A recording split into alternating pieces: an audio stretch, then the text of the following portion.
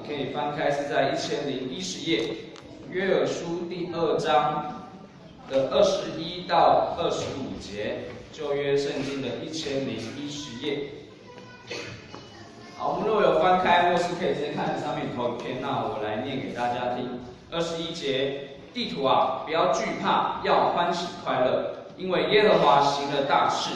田野的走兽啊，不要惧怕，因为旷野的草发生，树木结果，无花果树、葡萄树也都效力。西安的民啊，你们要快乐，为耶和华你们的上帝欢喜，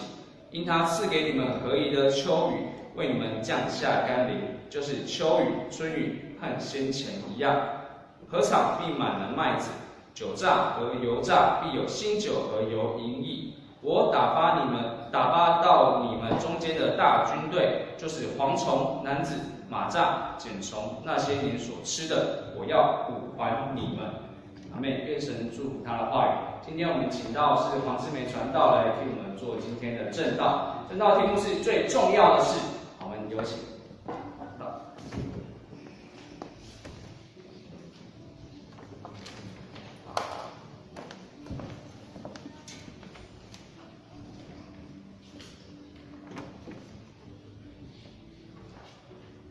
各位弟兄姐妹，大家平安。平安。刚才的敬拜真的让我觉得非常的感动。一个很大的因素就是我在10几年前，我还记得我第一次踏进教会的时候，我的第一个服事就是在敬拜团的服事。刚才那个时空仿佛把我拉回了10几年前，当上帝因着神的爱，我踏进了教会。然后我的生命一点一滴的被神改变，在每一次的敬拜的过程当中，不知道为什么，就是会流泪，因为那时候我还没有受洗，那时候有牧师，就像伟康牧师这样的带着敬拜团这样，我觉得你们很幸福哈。那个时候有牧师来带领我们敬拜团，然后我就在这个敬拜的过程当中，透过诗歌，透过圣灵的感动。我一点一滴的认识了我的神，我生命的救主。那我也相信，刚才在台上敬拜的这些弟兄姐妹，我相信你们也是在每一次的服事当中不断的经历神，然后把这样子的一个热情，把这样的一个生命带给一起来聚集的弟兄姐妹。一起来敬拜我们的上帝。我想我们在生活当中，我们都有很多的方式来亲近我们的神。好，怎么样用心灵诚实敬拜他？就好像刚才我说，那个时候还不太认识上帝的时候，我唱这个歌词，可能耶和华行了大事这样的简单的一句话，对我当时还未信主的生命来讲，我会觉得好像没有太大的意义。也有人说，还没有信主的人怎么可以参加敬拜团呢？你根本不懂你在敬拜什么。可是我相信圣灵的工作是非常奇妙，而且超乎我们所求所想。当我这样子开口唱的时候，口唱，叫做口唱心和嘛，我心里所想的，嘴巴就说出来；我心里所想的，我的嘴就唱出来。虽然那个时候可能我还不太懂我在唱这个歌词到底是什么意义，但是在这个每个礼拜的救赎，每个礼拜的过程当中，圣灵都在改变我，只是我不知道。现在回想来看，回头看过来，就是那么美好的一个时刻。所以那个时候，如果我只是唱歌而没有牧师的教导，我可能那个力道就会少了一点和伟康牧师，所以呢，没有伟康牧师的带领，真的是很幸福的一群。那我们这样各样的时候来练习心灵诚实的敬拜，不管是在唱诗歌，还是读经，还是新的诫命，还是我们平常在祷告的时候，这些活动都是帮助我们可以专注在神的面前。所以我们都知道，一个基督徒最基本的生命是跟上帝的关系对了以后，我们跟人的关系自然而然也会跟着对，会有一个对的人际关系。也就是当我们有心灵诚实的敬拜，我们就可以活出彼此相爱的这样子的团契生活。心灵诚实的敬拜跟彼此相爱，刚才我们新的诫命，刚才没有读到，但是新的诫命里面其实就是它最主要的主轴，就是要我们尽心、尽力、尽意爱我们的神，好，并且彼此相爱。这个道理其实我们都很清楚，我们都非常的明白。但是呢，知道是一回事，要做到可能就不那么容易。我们会看到，在之前在旧约的时代，上帝差派摩西把以色列百姓救出埃及的那个时刻，当摩西把这一群以色列人救出埃及的时候，最主要的目的是要他们能够诚实敬拜上帝，好，让他们可以成为服侍上帝的、专心服侍上帝的子民，这样子，这是最主要的目的哦。其实不是进入迦南地那个应许是比较后面的，其实最主要的目的是要这些上帝所拣选的子民可以专注的敬拜他。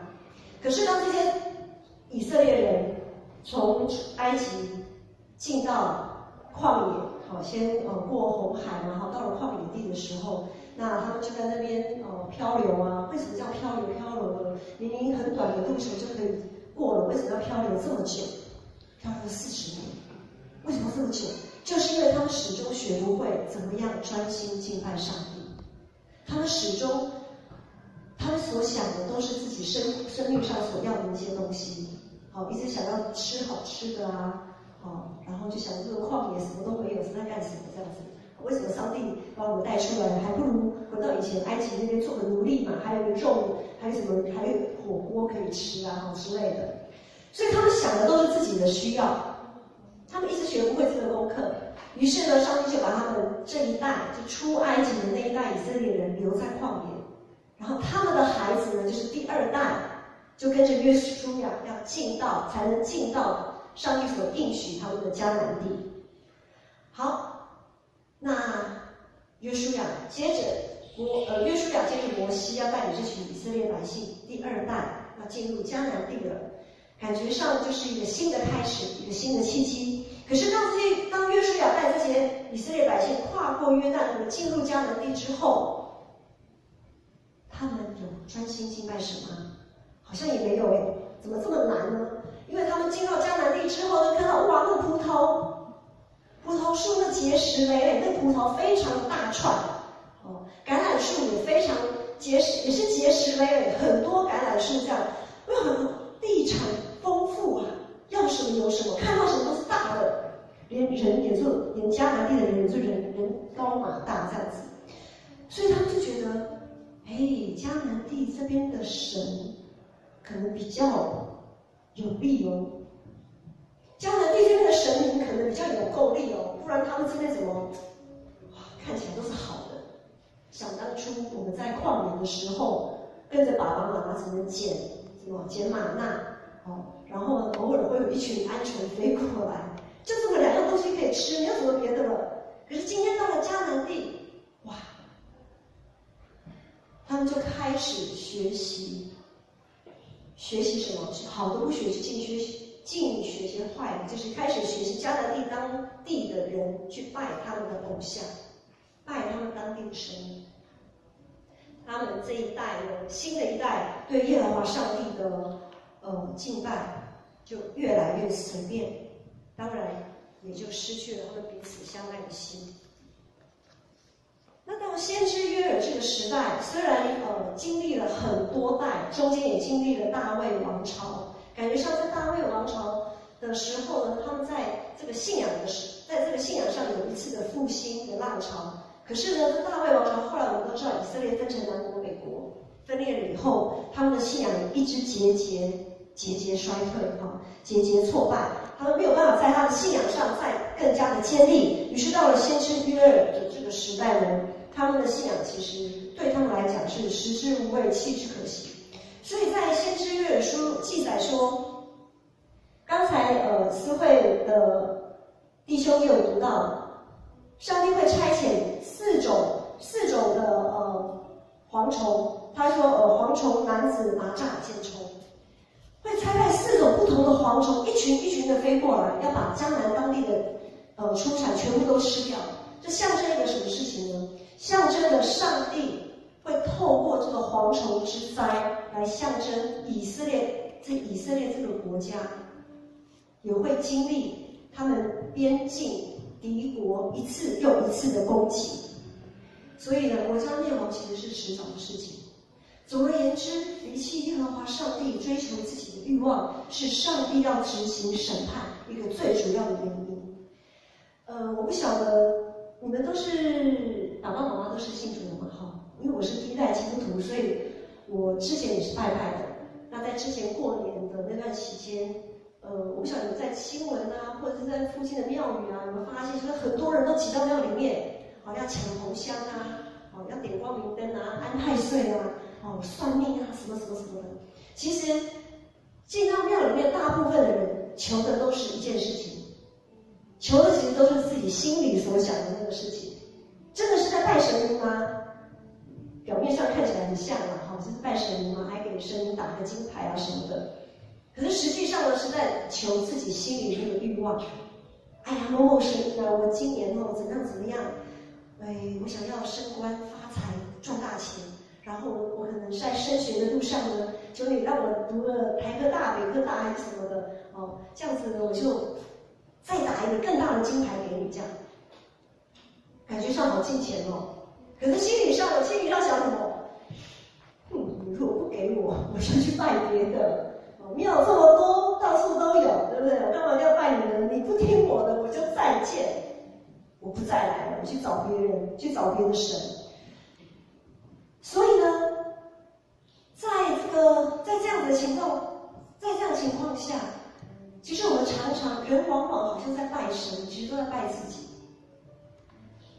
神学家加尔文也说过，他说我们的心啊，我们人的心往往就是那最大的偶像，只是有的时候我们不知道。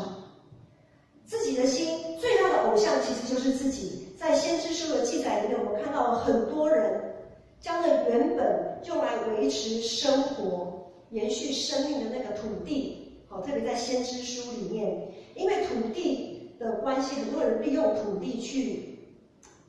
一夕致富啊，去敛财。本来土地是出产、耕作出产，让我们可以延续生命，让我们人可以活得有尊严的。可是呢，有一些人有钱还要再更有钱，然后或者是被财团骗去把土地卖掉。其实不要说是现在台湾有，以前旧约时代就有了。日光底下真的没有新鲜事。好，所以以色列这个信仰团体呢，他也用世界的价值观不断的累积自己的财富，让有钱的人越来越有钱，没有钱的人就越来越穷。那社会阶级的分别就越来越明显。世界上当然就充满了许多不公平也不公义的事情。所以在今天的约珥书前面第一章第10节有记载说，田荒凉，地悲哀，因为五谷毁坏，新酒枯竭，新的油也缺乏。农夫啊，你们要惭愧；修整葡萄园啊，你们要哀嚎，因为地里的出产全都毁坏了。土地都变卖，拿去盖高楼大厦，然后什么出产就没有什么出产了。所以在先知约珥书的书里面，就好像他所写的，就好像是我们现在人碰到的问题，因为资本主义所产生失当的土地政策，而造成现在人形化的社会现象。所以紧接着在约珥书第2章这里就有讲到，耶和华的日子将到，耶和华的日子就是审判的日子将到，前所未有的灾难就要发生。上帝如果发烈怒，谁能站立得住？在2章12节这里，先知约珥发出禁食悔改的呼吁。他呼吁什么呢？他说然而你们现在要禁食、哭泣、哀嚎，一心归向我，这是耶和华说的。你们要撕裂心肠，不要撕裂衣服，归向耶和华你们的上帝。他不断的发出这样禁食悔改的呼吁。弟兄姐妹，我们要知道，禁食悔改的呼吁，禁食悔改是不能有任何附带条件的。不是像有些人去庙里拜拜的时候都有条件嘛，刚才有讲到。可是悔改认罪是不能带有任何条件，不是因为我们可以得到什么，我们现在才悔改认罪，不是有什么好处在那等着我们要悔改认罪。我们悔改认罪最主要的目的是在上帝的面前说：主啊，我们离弃了你，我们没有办法守住当初跟你的约定，我们没有办法守住这个上帝儿子、这个儿女这个尊贵的身份。我们悔改纯粹就是为了这个，为了我们跟上帝失约了。在路加福音15章，我们也听到很多次那个浪子回头的故事应该还蛮熟悉的。那个浪子回头，那个小儿子那个浪子，当他去外面绕了一圈回来，他回头去找他的爸爸的时候，他说什么？他说：“我得罪了天，又得罪了你，得罪了上帝。从今以后，我不配称为你的儿子，把我当成一个雇工吧。”他说：“我得罪了天，又得罪了父亲，从今以后，我不配称为你的儿子，你就把我当成一个雇工吧。”他这么的卑微，他应该想说：“我是小孩，你是爸爸，你爸爸应该无条件接纳我，我都回来了，我都这么低声下气了，对不对？”没有，雇工的意思就是他随时可以把我们 fire 掉这样子。他这么的卑微，认错。然后我们在先知约拿的书里面约拿我们很知道约拿这个常常上帝要呼召他就跑得远远的那个约拿。当他最后去到尼尼微城，要呼吁那些尼尼微的地区的人悔改的时候，尼尼微王怎么说呢？尼尼微王的反应就是他把他的衣服都撕裂了，然后不但撕裂衣服，还撕裂心肠。他说：“或许上帝会回心转意，不发烈怒，使我们不致灭亡。”他先悔改在先哦，然后他说：“或许上帝会不发烈怒，挽回他的生气，使我们不至于灭亡。”然后上帝看他们所做的，他们的确有真心的悔改，离开他们的恶道。所以，当耶和华呼吁我们要悔改，当我们心灵诚实的敬拜他的时候，在他的面前悔改的时候，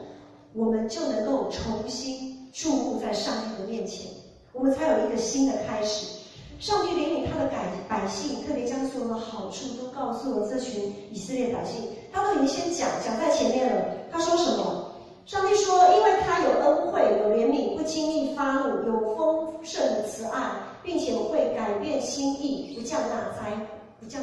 难。”先知约珥已经告诉他们说了，不管你们现在做什么决定上帝的应许，他的怜悯已经预备好了，好像他们心里有盼望，让他们有信心跟勇气朝着上帝继续走下去。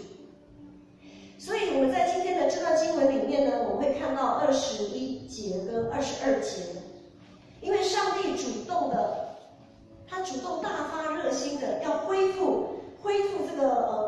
神儿女的身份，也恢复这块土地，所以他说21节说：“土地啊，不要惧怕，要欢喜快乐，因为耶和华行了大事。田野的走兽啊，不要惧怕，因为旷野的草已经生长，树木结果，无花果树、葡萄树也都效力。葡萄树结实累累，就有葡萄酒，就有新酒；橄榄树结实累累，就橄榄油，就有新油，新酒新油一溢，然后遍地青翠，土地有很丰富的生长。田野的走兽当然就不用再害怕有断粮的危机嘛。所以一个新的时代就要开始。在我们再往后看今天的经文后面的段落呢，就是我们比较熟悉常常在说的：“我要将我的灵浇灌凡有血肉之躯的人身上，你们的儿女要说预言，你们的老人要做异梦，你们的少年人要做异象。”上帝做了这些，都是因为他的热心。都是因为他的恩典，因为他的爱，不是因为我们人做了一些什么。所以当圣灵浇灌下来的时候，一个新的时代，一个新的救赎，新的创造都要开始。我们不再有阶层的分别，不再有年龄的分别，也不再有男女的分别，大家都一样，整个世界就可以再重新回复到一个公平公义的一个世界。其实我们每个礼拜天来教会做礼拜，每一场礼拜都是一个新的救赎，新的创造。在礼拜当中，我们不断传讲上帝的救恩，不断经历耶稣基督复活的大能。上帝的话语让我们一次又一次的得到更新，让我们可以在礼拜中间重新恢复自己神儿女的一个身份，将我们从世界上再拉回到上帝的身边，专注于上帝，然后让我们当我们再回到世界的时候，我们就会跟我们的亲友、跟我们的同学、跟我们的同事一起来分享这样子的恩典，让这个世界可以有一个正向的循环，正向的循环。不是向下沉沦哦，是正向的循环。怎么说呢？我们在我们的生活当中，比如说在学校或在工作的职场上，可能有一些事情，有一些价值观，跟我们的基督徒的信仰是有出入的。有些东西价值观跟我们不太一样，可是我们长期就是一个礼拜有6天，常常在那里面耳濡目染啊，我们不知不觉有的时候也会被影响，不知不觉会被影响，会影响了我们，好像我们也跟他们一样都在害怕、担心、受怕，没有信心，很怕不去补习的时候，怕就没有办法考到好的学校，怕如果工作没有很尽心尽力的时候，就不会有出头天的机会，很怕别人的一个什么眼神。这样子跟我对上的时候呢，他在想，他心里在想说，这个知梅是怎么样的一个人吗？那怕人际关系出现问题，我们常常害怕，然后跟着世界的潮流，就要补习就去补一大堆的习，然后呢，工作就是做到死为止，然后呢，人际关系就一天到晚卑躬哈腰的这样子，想要维持自己的人际关系，很多世界价值观都不断的在让我们失去了一个自由神儿女的这个身份。当我们每一次来到圣殿来敬拜上帝的时候，当我们不断透过诗歌、透过祷告、透过上帝话语的传讲，透过心灵诚实的敬拜，我们在上帝的面前放下自己，放下那一些缠累，放下那一些重担，在耶稣基督里面可以得到赦免，得到自由。我们在上帝的面前谦卑悔改认错，说父啊，求你帮助我，靠着我自己真的做不到，求你帮助我脱离那一些不合你心意的价值观，然后我们可以在主耶稣的爱里面重新恢复身份，并且领受圣灵的大能、圣灵的帮助，再一次用新生命进到世界里面去。所以这就是一个正向的循环，这个正向循环相当的重要。当我们进到世界里，我们就可以让万民成为耶稣的门徒，我们就有力量，我们就有正确的生命可以去传福音，可以去影响我们身边的人。我们做这些是用继承人，是用一个上帝儿女的身份来做这些事情的，是为了要讨主的喜悦，而不是像一个雇工的身份一样，好像没有做这个就很害怕，没有做那个就很害怕，很怕被责备这样子。我们不是好像一个雇工的身份，好像只是为了讨人的喜悦而已，不是的。我们是上帝儿女的身份，就是要讨神的喜悦。所以我们这样子来看，心灵诚实的敬拜跟悔改跟谦卑悔改其实是一体两面，不能分开来看。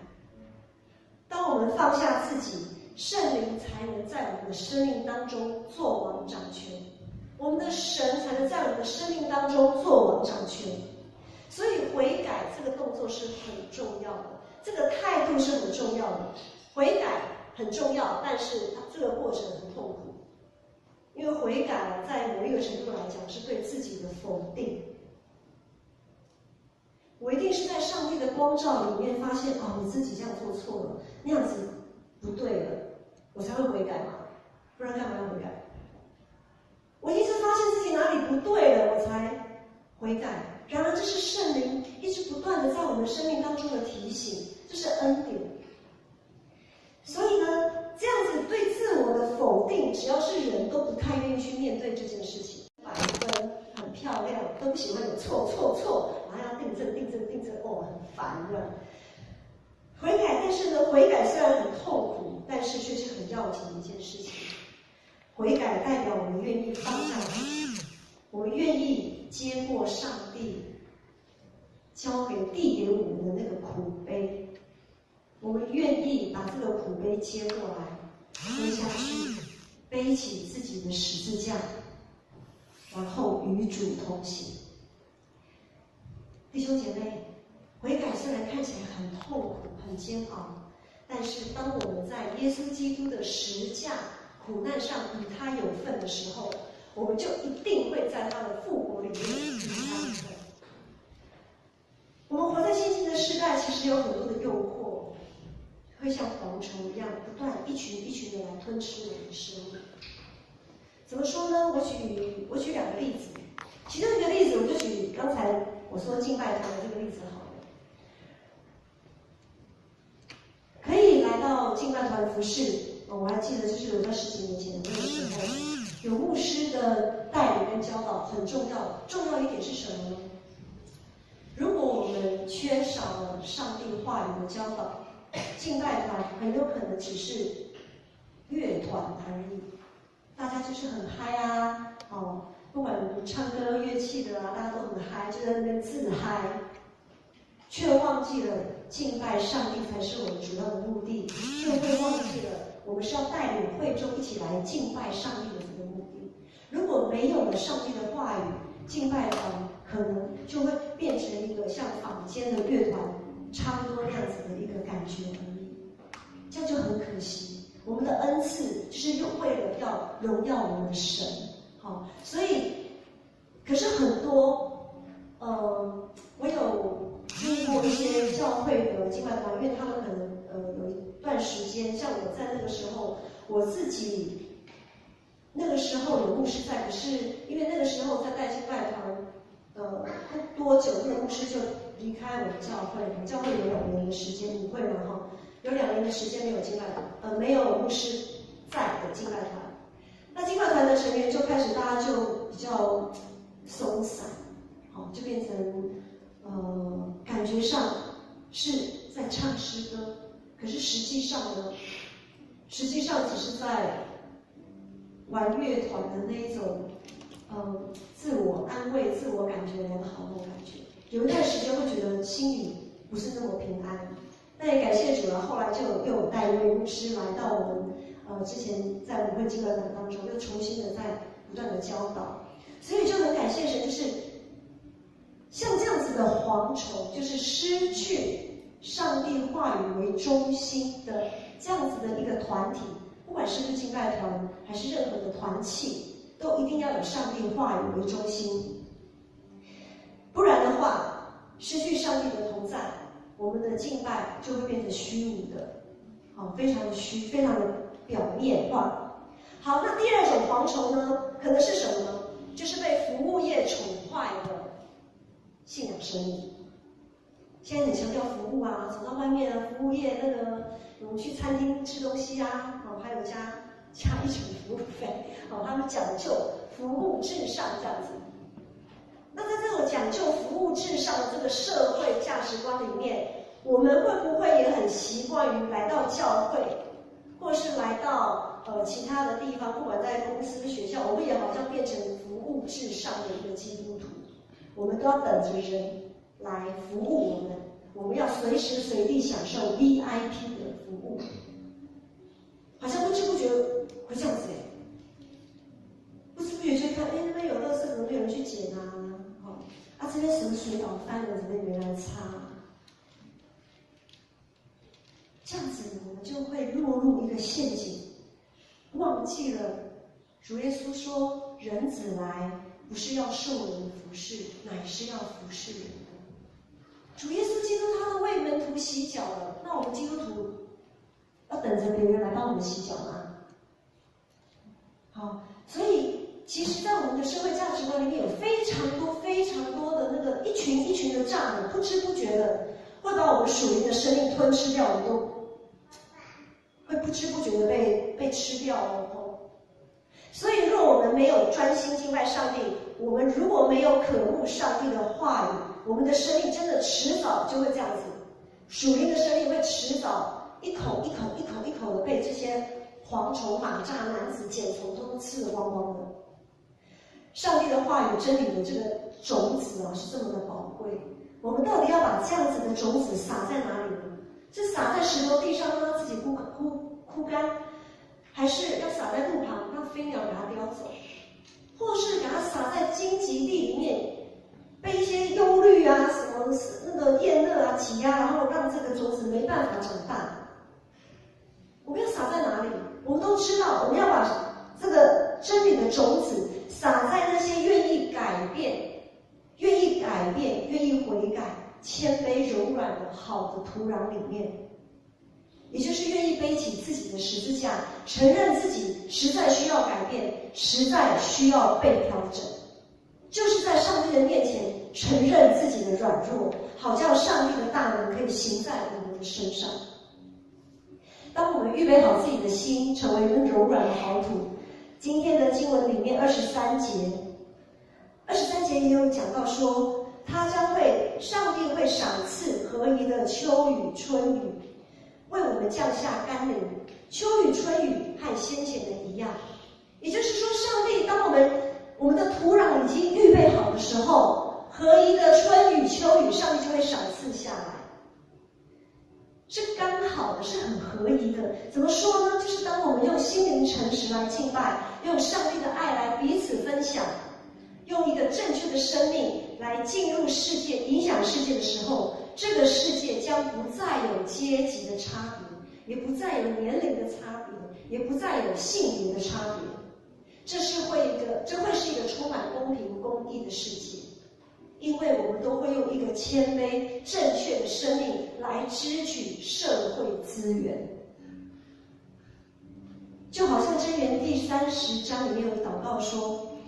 主啊，求你让虚假和谎言离开我，使我不贫穷，也不富足，赐给我需用的饮食，免得我饱足了不认你，说耶和华上帝是谁呢？又恐怕我贫穷就偷窃，以致亵渎我上帝的名。”当我们用一个正确生命来敬拜的时候，当我们用正确的生命来活出上帝的爱的时候，这个世界就是会恢复一个公平又公义的世界。但是现在的世界却是这么的处处充满了灰暗，我们也会不断的经历到一些困难跟挣扎在这里面。我们有许多的难处让我们说不出口，但是呢，我们每到一个难处、一个难关的时候，其实那是一个重生的机会。所谓危机就是转机，危机其实是一个重生的机会。当我们在苦难当中，无论是碰到升迁的问题，还是就业的问题，还是毕业以后找工作的问题，人际关系的问题，种种的问题，亲子问题，许多的问题。当我们把这些问题诚心实意的带到上帝面前的时候，把这些问题这么大的包裹、这么大的一个重担交给我们神的时候，圣灵就会进到我们的生命当中，做王掌权。我们的主就会在我们的生命当中做王掌权。这个学业的问题、经济的问题、人际关系问题，感觉上好像大的压到把我们要压垮。可是呢，这些问题其实也只是在这个世界里面是一个小小的那一个部分，在上帝的眼光里头，其实是一个很小的那一部分。当我们把这个很小的这一部分丢给神的时候，丢给上帝的时候，我们所得到的生命是永恒的应许，我们得到的是永生的盼望。我们把这个小小的重担跟上帝交换，换来这个永生的应许，从这个少的东西换成那么多、那么宽广的东西的时候，其实怎么算，我们都是稳赢不输的，我们都是赢家，不是吗？怎么样算，我们都不会输啊，怎么会输嘞？所以这么大的一个盼望，是上帝的丰富，上帝的恩典所赏赐给我们的。我们要相信，当我们确实认识耶和华上帝，确实行在他真理的道路的时候，我们就必不致羞愧。不管我们现在遇到多大的苦难，当我们愿意仰望上帝的时候，我们就必不致羞愧。虽然我们仍然会有许多事情，这个苦难、困难还不断的在这个过程当中不断的在经历，要相信有上帝在我们船上，有主耶稣与我们同在，我们就不怕风浪。或许我们会遇到那个困难，可能是会与主同死，但是我们要相信，我们必与主同复活，这就是我们的信仰告白。我们若与主同死，就必与主同复活，这是我们的信仰告白。在今天所读的经文最后的1节25节，上帝说：“我差遣到你们中间的大军队，那些年间所吃剩的，我要补还给你们。”上帝说：“我差到你们中间那些大军队，就是那些蝗虫男子、剪虫马蚱，那些年所吃剩的，我必要补还给你们。”上帝的应许是凡被蝗虫吃掉的生命，我们属灵的生命，那些被蝗虫吃掉的，必从上帝那里得到完全的补还，加倍的补还。从上帝的话语，从主耶稣基督的恩典，从圣灵的扶持跟帮助，从那里得到补还。要将认识耶和华上帝当作我们一生当中最美的追求，最重要的事，用上帝的话语一点一滴的来塑造我们的生命。倘若我们常常用心灵诚实来敬拜我们的神，再加上彼此相爱的这样子的味道来调和，我们的身体、我们的肢体、我们的教会一定会成长茁壮。我们一起来祷告。天父上帝，我们感谢你，谢谢你的恩典供我们用，谢谢你总是在我们最缺乏的时候，你厚赐那恩惠，厚赐那生命进到我们的